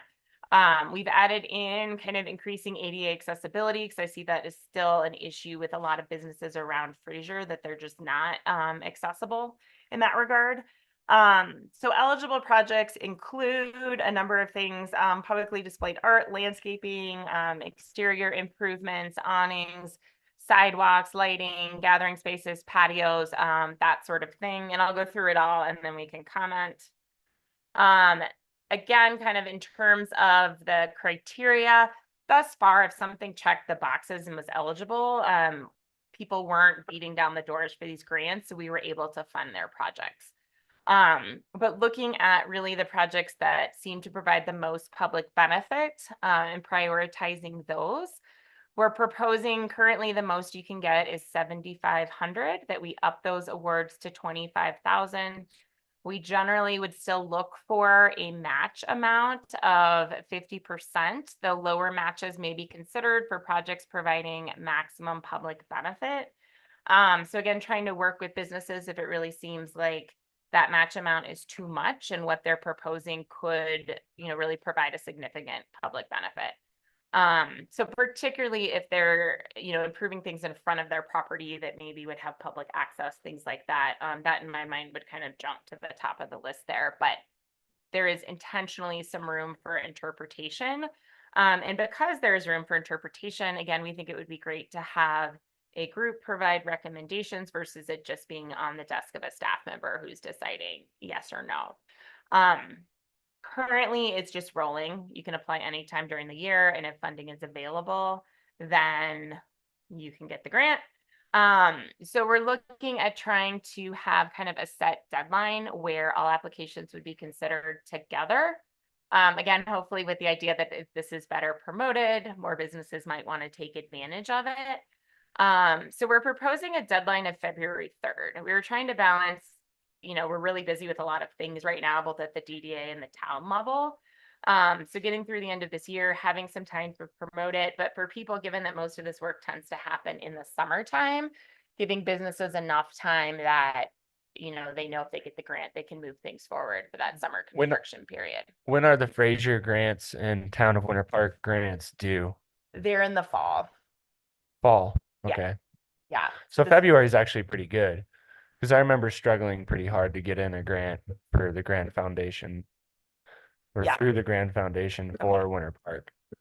And did you update the application online? I think It's just We haven't yet. For 2024, people can still apply. Bill has recently been awarded a grant for his business. Barry has just applied. So for 2024, there's still continuing status quo. If there's any businesses out there that want to apply, and again, it's a maximum of 7,500 right now. This would be looking for approval for these changes from the Board of Trustees to be implemented starting in 2025. so. What other word do you use instead of blight? I don't know. But can we approach those businesses that we see as like redevelopment opportunities, or do we like save that for a different category? I mean, because I want to go knock on some doors. Yeah, I love the enthusiasm. I think it probably depends on what that looks like how big of a project it is. I mean, if it's a complete redevelopment, then I think we're probably looking more in that business incentives category. This program though, excellent for that. Okay. Please, Yeah. please do. And isn't that the whole thing? Like, right, there's things that the city's going to be able to do, right, that they'll have to do. Then there's things that we could do, right, that may be Yeah. harder for the city. And then I see this could be something that then those things that maybe we couldn't necessarily do, but if we partner with a business, right, then we would say, hey, if you did this, we'd be able to pitch in some money because we can't do it ourselves. But if we can give you the money and you take care of it, it's done, right? And I would And say it- the other thing is We'll get anything money that the back. town, I'm not gonna say struggles with, but if this is an easy one to offload, it seems like a no-brainer that we could do that and take care of it. And again, I think we would still, especially having the one joint deadline, we would then take this to the Board of Trustees for approval, but you would provide, we'd look at your February meeting of reviewing the applications, providing your recommendation, and then presenting those to the Board of Trustees. Once, and again, keeping in mind that the GDA, it looks like we'll have about $65,000 next year, if those numbers hold. So once we get through the plan of development, develop a work plan and priorities and looking at that money. I think it's also working with Troy on future projections and kind of developing financial policies for deciding what sort of policies the DDA wants to have to potentially have some of your own incentive programs. Leaning on that tax increment funding. The only thing I'd add here is for the beautification and art element of this, I think the Public Arts Committee would be another good actor in that conversation, not Okay. only to weigh an opinion, but we have a lot of resources connect businesses to artists. So we have sculptors, painters, etc.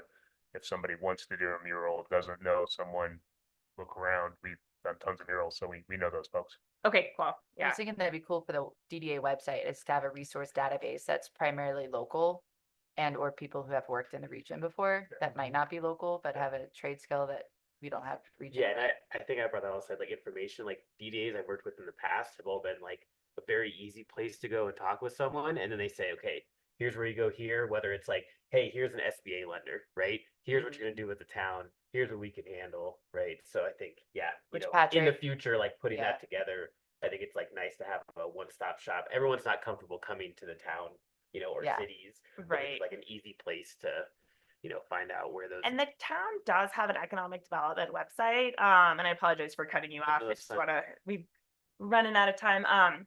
We are working on revamping that. We've got drafts of that just haven't been published with some of those resource lists. So I think moving forward, it will be working on what makes sense to house on the DDA page versus the town and where things are cross-listed and all of that fun stuff. Yeah. Yeah. Yeah, because we'll have a link to the DDA from that economic development page as well.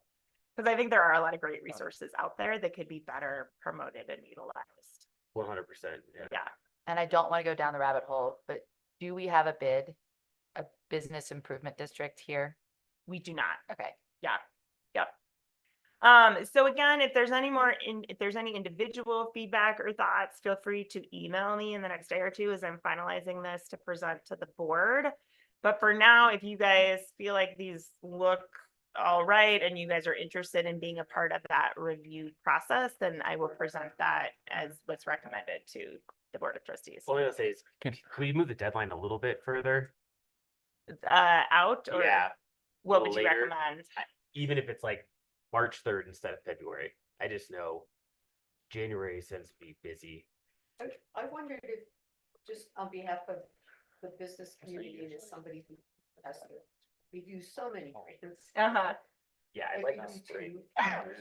That's what I was Two thinking. rounds. two deadlines, yeah, we do 2 rounds because people are gonna hear about it. That'll be kind of Yeah. what Okay. Parks was talking about, and then it's too soon. But if they got it, if you had another one, even if it is this spring, Yep. they might not do the work till the fall or even till the next year, but you give them another opportunity to apply.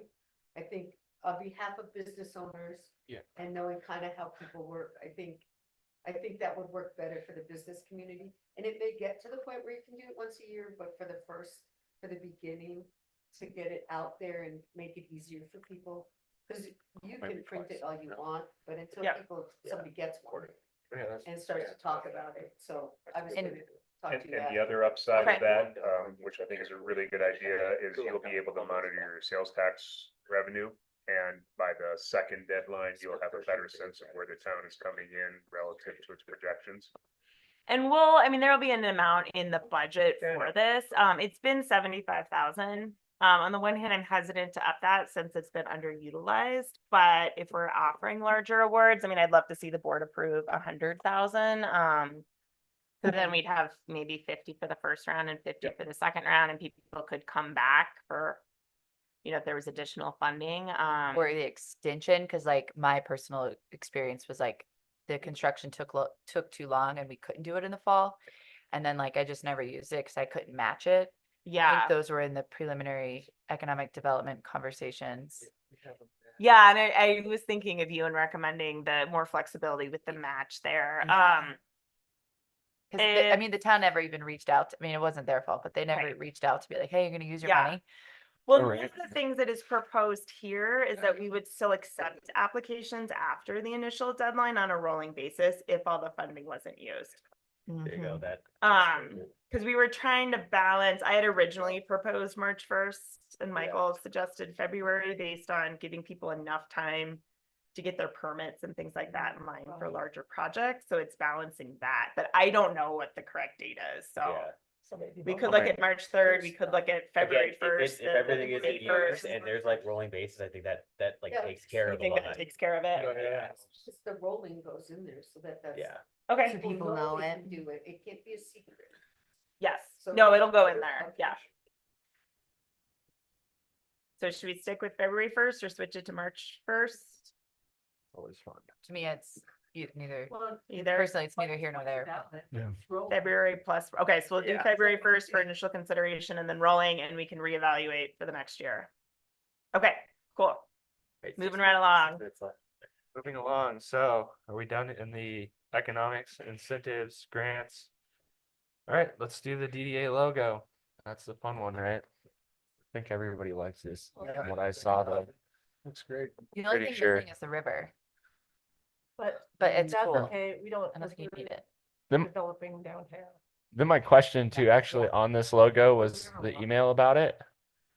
we had like 15 people reply on like that same email thread, and I was like saying that we cannot do that because that is a meeting. So all of us replying back to each other, that was a problem. So just be aware of that. It's not a big issue with this logo, but it would be if this was like a plan of development thing. So you reply. When to you- What? solo? Just to Nick, so there's a line there. Again, if it's something Careful. logistic, if we're picking a meeting time, it doesn't matter. If it's something of substantive policy, it does. I had the same thought. I was like, Okay. "Oh, the logo's probably. We're probably okay. But not. But maybe it's Oh. arts community member that got upset about it. So I'll give you an illustration of this, mural festival. Yeah. There are hundreds of text messages Yeah. and emails that go into all the logistics delivering that. We do that with impunity because we're not making any decisions. We're Yeah. just executing the plan. If we're debating something, then we make sure it's done through Yeah. the proper channels. Yes, we're pretty good at it. Still could be asked to be pulled though. In But it's a record. good reminder. Yeah, yeah, just an yeah. idea. It could, not that we all care that we like Yeah. the logo or not, but So just it's- careful. And if you have something, so you, Sarah, you can put it out, information. Yes. You could send it to Sarah and she could just send it to us. as That's right. individuals, That's right. Yeah. right? But Yeah. that's not a reply all. I don't think it was a Well, meant of to course. thing. It was just that Yeah. we started replying to everybody. No, I knew exactly what I was doing. Yeah. That's good. You did, but not everybody.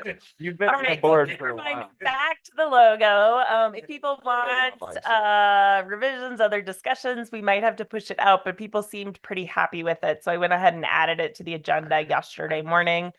So if people like it, we would just need a motion to adopt it as the logo. Can we make a motion to adopt this logo? So moved. Vote. What, we have a second? A second. Second. Tiffany, second. Vote. Aye. Aye. Aye. Okay, cool. Anyone Thanks opposing? again. Good job, Nick. Opposed? I'm gonna I didn't change do my parts there. so.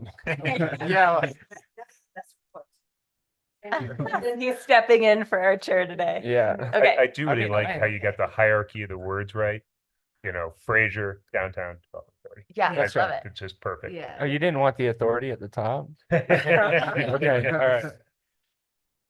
So real quick then, I know Abby also threw out the question about social media. We don't have time to go into a full depth discussion, but if we have a volunteer to spearhead a social media campaign, Abby, thank you. If people are okay with it, I think Abby, you and I and Sarah could meet briefly and just kind of talk about how this interfaces with the town social media. Yeah, I'm sure there's criteria to follow, huh? And I think moving forward, that we could have a broader discussion about a policy around what's posted or whatnot. But if the group is okay with that, I don't see an issue with Abby, or if somebody else wants to throw their hat in and be involved, kind of getting that started. Thank you. Go ahead. Ashley. I can do a general login and people can add it to their Instagram handle and share things and educate.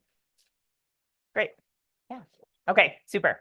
Awesome. We're not- Gotta be Thank you. careful what we put out there, because Yep. what you put in print can and will be held against you. Yep. Always. So very. You might not have anything. You might have people run it through just one person. I highly recommend. Oh, I see. Yes, you don't like let everybody. Into it. You have one voice and it just makes it really consistent.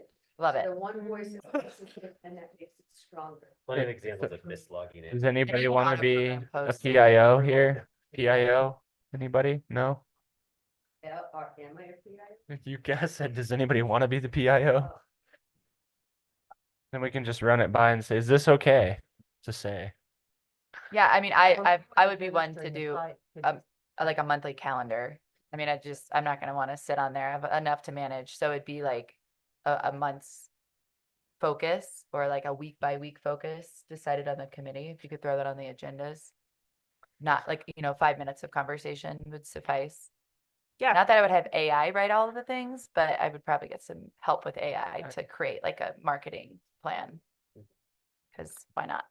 Yeah, and I'll just say my initial thought was we can get to that, but I think the plan of development process is probably the most exciting thing we're initially doing, right? So, I mean, if there's bandwidth to like start that and be able to kind of get that out there, and then in terms of the town, I think it's just, yeah, talking about where we might cross post and things like that. So we can set up a quick meeting and talk about that. Sounds good. Okay, do we have any updates? Right, I will ask the group. I know Abby did the metro tour. Do you guys have 5 more we like to talk minutes about it? to Sure. have her share? Well, one, I was gonna ask, can I do a drafted email just from my notes? Can I send that to you and then send that out to the crew? Mhm. There we Okay. go. Yeah. Because I took notes and you guys, I was the only one to ask questions after every speaker, and it was Oh. incredibly embarrassing That's great. and weird because there were whole burning questions. Like I would like pockets, like my pockets were full of questions, and I was like, I'm not gonna just not Good for you. ask. Not afraid to ask. But it was like I looked up to the crowd and I was like, this is ridiculous. Like I called everybody out. I was like, y'all have any curiosity? How big was the group? There were like 40, Wow. 35, 40, Huh. because we filled a whole bus. And it was incredibly like I geeked out. I loved it. It was really cool. The acronyms are hard to follow when you're with a group of people that are that high up. So I was like, what is a bid? What is a JID? What is like, what are we talking about?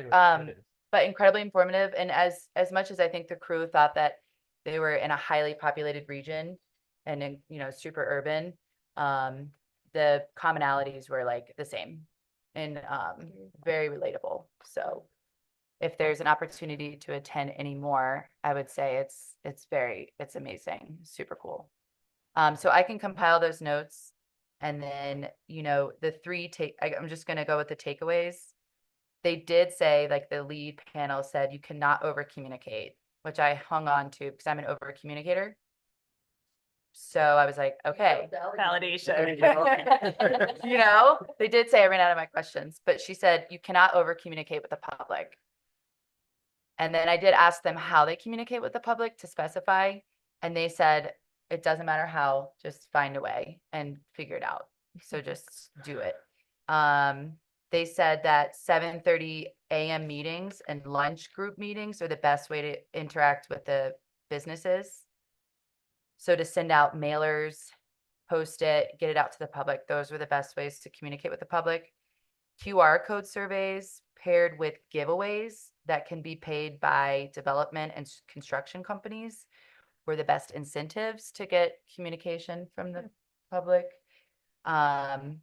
And then Instagram, LinkedIn, and again, the mailers. So that was like primary communication notes. And then I think I put the other takeaways on my Instagram, but that was that the pre-K, the youngest age gap is the most important. They've, like the urban renewal committee saw a lot of mistakes that they've made over the last 20 years when they would take certain things out of commercial establishments that were focused on the youngest generation, that they saw they saw them as like really big mistakes. I think Tattered Cover took their children's corner out because they weren't making a lot of sales. That like it just messed up this like statistical thing that threw everything awry. And then the other thing was the alleyways. So there's regions that we don't think as like the most important area can actually capture like a really great revenue. So I think like behind a lot of these brewery companies and the gas station. So focusing on those areas, and that's from the top of the head, but I'll make it concise and get it into an email. I was in Fort Collins a few weeks ago and their alleyways are so crazy. Like it is so awesome. There's tons of murals and like tiny little places. Yeah, down the Cities are doing events in the alleys. That's so crazy. Yeah. Rhino's developer. I think one of the people I was most intrigued by, where I was like, okay, I want to talk to you.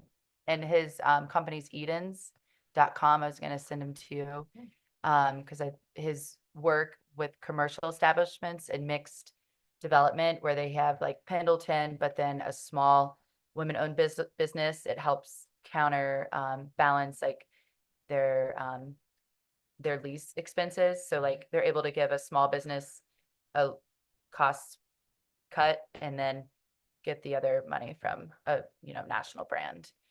and how they kind of kept the history of Rhino, but then used the alleyways and the murals, and it was just super cool. Thanks so much, Abby. We have to adjourn this meeting. Can I make a motion to adjourn? Second. Okay. Vote Aye. Aye. Okay, cool. We can talk with Abby still. Right now. What's 11:05? Thank you.